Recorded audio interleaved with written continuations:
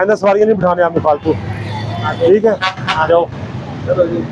भाड़े का रक्षा आपका, तो चलान आपका 1000 रुपये होगा, तो आपका वरी को नहीं होगा। जाओ।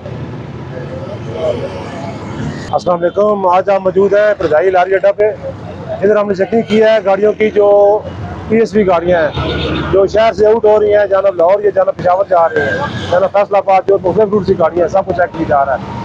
उसमें हम चेक किया जो कोई गाड़ी ज़्यादा किराया तो नहीं ले रही, ज़्यादा मुसाफिर तो नहीं बिठा रही, सारी गाड़ियाँ चेक की है। इसके अलावा पासिंग चेक की है गाड़ियों की फिटनेस, उसके अलावा ड्राइविंग लाइसेंस चेक किया गया गाड़ियों का।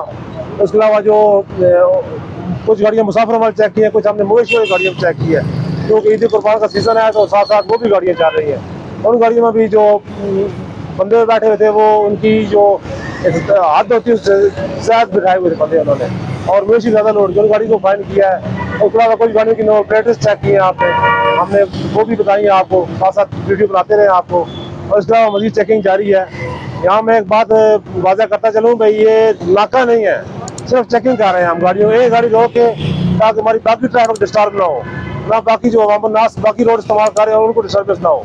सिर्फ जो गाड़ी रोक रही है हम उनको साइड पे करते हैं, ड्राइवर को चेक करते हैं और सवारियों से पूछते हैं, उनको कंप्लेन है तो बता दें।